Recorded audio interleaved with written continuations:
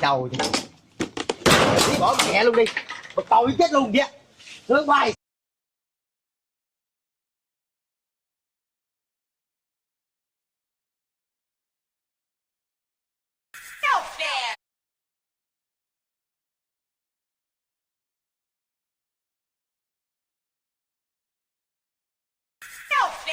You're no fun. I tell you that.